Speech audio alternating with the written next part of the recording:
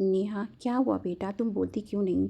क्यों रो रही हो? कुछ तो बोलो। संजय जी, नेहा के पिता नियम से हर दूसरे तीसरे दिन अपनी बेटी से बात करते, पर अब 4-5 दिन बीत गए। संजय जी ने कॉल भी किया कई बार, पर कोई जवाब नहीं आया। एक दिन नेहा के पति विनय ने फ़ोन उठाया और बोला, पापा जी, यहाँ सब ठीक है। वह बस नेहा की थोड़ी तबीयत ख़राब थी तो वह दवा लेकर सो गई है। 7 दिन तक बेटी की आवाज़ ना सुन पाने के कारण संजय जी और उनकी पत्नी को घबराहट होने लगी।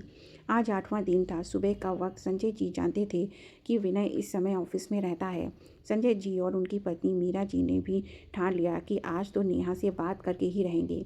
आखिर ऐसा भी क्या हो गया कि वह फ़ोन पर बात भी नहीं कर पा रही है। विनय के आश्वासन के बाद भी संजय जी का दिल ये बिल्कुल भी मानने को तैयार न था कि सब ठीक है। उन्होंने 10 बजे से ही कॉल करना शुरू कर दिया। आधे घंटे तक कॉल करते रहे पर जवाब ना मिला। संजय जी ने पिछली रात ही जाकर नया सिम ले लिया था। अब उन्होंने कुछ देर रुक कर एक नए नंबर से कॉल किया। कुछ देर घंटी बजने के बाद किसी ने फ़ोन उठाया। इधर संजय जी और उनकी पत्नी अपनी नेहा की चहकती आवाज़ सुनने की चाह में बैठे थे और उधर से धीमे धीमे आवाज़ में हेलो सुनाई दिया। थोड़ी देर तक संजय जी ने कुछ नहीं कहा तो नेहा ने कराती आवाज़ में फिर कहा, हेलो, कौन है? किससे बात करनी है? संजय जी का गला रुआसा हो उठा। उन्होंने कहा, नेहा बेटा, ठीक हो ना? इतना सुनते ही फ़ोन पर नेहा की पफक पफक कर रोने की आवाज़ आने लगी। माँ बाप का तो जैसे दिल ही बैठ गया। नेहा की माँ ने लड़खड़ाती आवाज़ में कहा, बेटा बोल ना, तेरी आवाज़ सुनने को तरस गए हैं हम। बोल ना बेटा। नेहा बिना कुछ जवाब दिए रोए जा रही थी। इधर से संजय जी पूछते रह गए पर रोते रोते नेहा ने कॉल काट दिया। नेहा की माँ भी बेतहाशा सी रोने लगी। संजय जी के हाथों से भी फ़ोन छूटकर नीचे गिर गया। रुआसा गला और नम आंखों के साथ वह सिर पर हाथ धरे बैठ गए। उनकी हालत देख पत्नी ने उनके कंधे को सहलाते हुए दिलासा दिया, पर दोनों अभी एक ही कश्ती में सवार थे।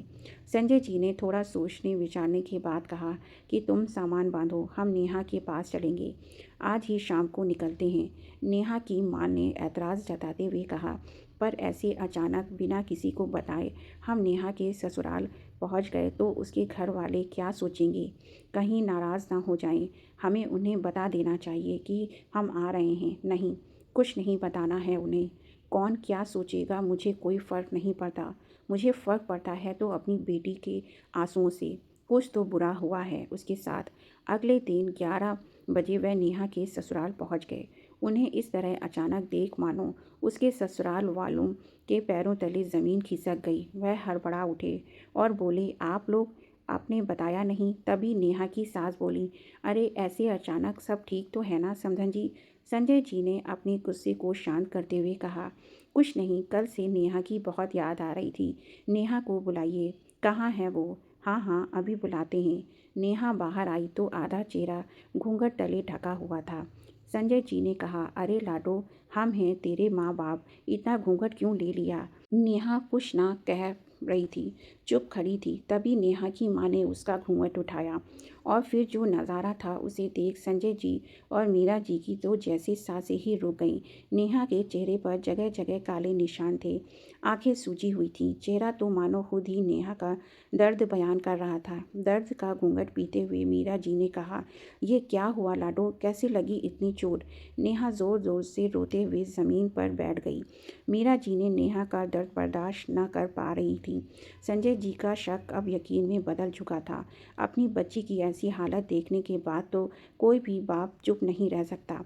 उन्होंने आवाज़ ऊंची करते हुए विनय से पूछा, कैसे हुआ ये सब? आप खुद बताएंगे या मैं अपने तरीके से पता करूं? विनय की माँ ने भी आवाज़ ऊंची कर ली, देखिए भाई साहब, लड़की के पिता हैं, आप ज़रा आपे में रहिए, अपनी औकात ना भूलिए। नेहा की शादी कर आप उसे विदा कर चुके हैं। अब ये हमारी जिम्मेदारी है। आप इसकी चिंता ना ही करें तो बेहतर रहेगा। बहुत मान सम्मान कर लिया हमने आपका, अब यहाँ से निकलिए। संजय जी ने भी विनय की माँ को मुंह तोड़ जवाब दिया और कहा, आप शायद भूल गई हैं कि आप एक लड़की के पिता से बात कर रही हैं। मैं यकीनन यहाँ से जाऊँगा, पर अपनी बेटी को भी साथ लेकर। ये कोई संपत्ति नहीं है आपकी जो आप इसके साथ जैसा चाहें वैसा सलूक करें। नेहा, तुम घबराओ मत बेटा, तुम्हारे माँ बाप अब तुम्हारे साथ हैं। विनय की माँ ने गुस्से में कहा, बस करिए, आप जो मन में आ रहा है बस कहे जा रहे हैं। शराब के नशे में अगर विनय ने ज़रा सा हाथ उठा दिया तो क्या हो गया? आखिर ये पत्नी है, इतना तो इसे सहना ही होगा। और इसे ज़रूरत क्या थी हर बात पर बहस करने की? आखिर कोई कब तक बर्दाश्त करे? संजय जी ने अपने थ्योरी चढ़ाते हुए कहा, अरे हाँ बहन जी, बिल्कुल सही कहा आपने, कोई कब तक बर्दाश्त करे भला।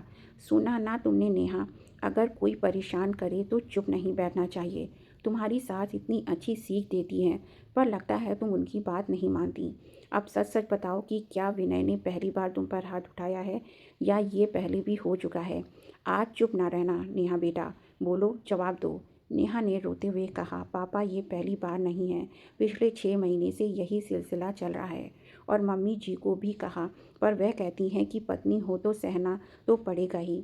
विनय को भी कई बार समझाया पर कुछ असर नहीं हुआ। सोचा आपसे बताऊं, पर विनय ने धमकी दे रखी थी कि अगर मैंने कुछ कहा आप लोगों से तो वह आप लोगों को नुकसान पहुंचाएगा। मैं क्या करती पापा, मेरे समझ में कुछ नहीं आ रहा था। नेहा कहते हुए ज़ोर ज़ोर से रोने लगी। पापा ने नेहा को सीने से लगा लिया और शांत कराया और कहा, नेहा एक बात ध्यान से सुन लो, अन्याय करना और सहना दोनों गलत है। 1.5 साल की शादी और 6 महीने से ये सब तुमने इनकी गलती में अपनी सहभागिता दी।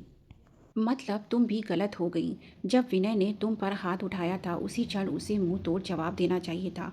आसपास जो सामान मिले उसी से मारो, और इतनी जोर से मारो कि सामने वाले की हाय निकल जाए। पुरुष स्त्री का भेद करके कमज़ोर मत बनो। जब तक मारो तब जब तक तुम्हें मारने वाला तुम्हारे सामने हाथ जोड़कर माफ़ी ना मांग ले। और मेरी चिंता तो बिल्कुल ना करना। अगर मैं अपनी बेटी को डोली में बिठाकर विदा कर सकता हूँ तो उसी बेटी को तकलीफ़ देने वाले को भी उठा सकता हूँ। संजय जी की बातें सुन विनय की माँ तिलमिला उठी और बोली, बस कीजिए संजय जी, ये आप कैसी बातें सिखा रहे हैं अपनी बेटी को? आप लड़की के पिता हैं, आपको झुका रहना चाहिए, और आप अकल दिखा रहे हैं। हमारे ही घर में मुझे और मेरे बेटे को धमका रहे हैं। संजय जी ने भी कहा, मैं लड़की का पिता हूँ, कोई अपराधी नहीं जो आपके सामने हर वक्त झुका रहूं। आप एक लड़की के पिता की शक्ति को मत ताकिएगा। अगर एक तरफ पानी की शीतलता है लड़की के पिता में, तो दूसरी तरफ ज़रूरत पड़ने पर जलती ज्वाला भी है। मैंने अपनी दोनों बेटियों और बेटे को बिना किसी भेदभाव के पाला है। आज तक कभी इन पर हाथ नहीं उठाया, एक खरोच तक नहीं आने दी इन्हें। और आज आप लोगों ने क्या हालत कर दी मेरी बेटी की, और आप आज भी मुझसे नम्रता की उम्मीद लगा रही हैं। अपनी बेटियों के सामने शुरू से ही संस्कार के सुर गाते रहते हैं, इतना संस्कारी बना देते हैं कि ये ससुराल और मायके की इज्जत का सोचकर सब कुछ चुपचाप सहने लगती हैं। ये कैसे संस्कार हैं जो हमारे बच्चों को ही तकलीफ दें? बहन जी, बहुत देख लिया आपके और आपके बेटे के सद्गुण। अब आप आराम से अपने बेटे को सिखाइए, पढ़ाइए। नेहा बेटा, तुम चलो हमारे साथ। विनय की माँ ने भी नेहा को धक्का देते हुए कहा, हाँ ले जाइए इसे। आपको क्या लगता है मेरे बेटे के लिए कोई दूसरा रिश्ता नहीं मिलेगा? अरे रिश्तों की लाइन लगी है, चलिए जाइए आप लोग यहाँ से। नेहा की माँ ने नेहा को संभालते हुए, कितनी बदतमीज़ औरत है, बोलने की भी तमीज़ नहीं है। मैं तो शुरू से ही जानती थी कि इतने दहेज में भला आपका पेट कैसे भरेगा। नेहा के पापा ने हंसते हुए कहा, जाने दो, मेरा इनके ख्याली पुलाव पकाने दो। मैं भी देखता हूँ कि अपने लिए अपने लड़के की दूसरी शादी कैसे कराते हैं। चलिए अब हम चलते हैं, आपको तो विनय के लिए रिश्ते भी देखने हैं ना। देख लीजिए। विनय ने गुस्से में आकर नेहा को अपनी ओर खींचते हुए उसे एक थप्पड़ लगा दिया। नेहा के पिता बोले, बेटा आज तुझमें जितना भी हिम्मत है, इतनी ज़ोर से इसके गाल पर ऐसा तमाचा लगा जो इसे ज़िंदगी भर याद रहे। मैं भी देखता हूँ तुझे यहाँ अब कौन कुछ कहता है। नेहा ने भी 2 तमाचे विनय के गाल इतने जोर से लगाए कि वह जमीन पर गिर गया। संजय जी ने एक सीटी मारी और पुलिस अंदर आ गई, जो कि पहले से ही गेट के बाहर खड़ी थी। ये सब संजय जी का ही प्लान था। पुलिस को देखकर विनय और उसकी माँ के रोंगटे खड़े हो गए। विनय आने वाली परिस्थितियों के बारे में भाप गया और माँ को इशारा किया कि माँ माफ़ी मांग लो वरना हम बुरे फंसेंगे। विनय तो नेहा के पैरों में गिर गया और विनय की माँ भी हाथ जोड़कर विनती करने लगी।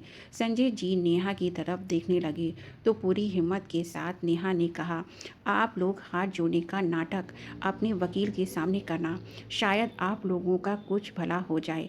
पुलिस बोली, अब माँ बेटे दोनों आराम से जेल में बैठकर ज्ञान बांटना।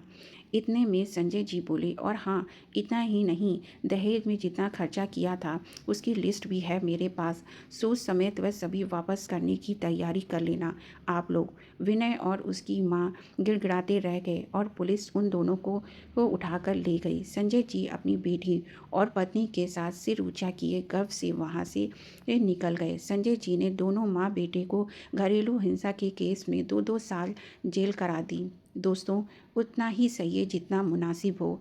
जब बात आपकी गरिमा से ऊपर जाए तो बेझिझक पलटवार करिए, अपनी परेशानी अपने घर में बताइए, दुनिया जहान की ना सोचिए।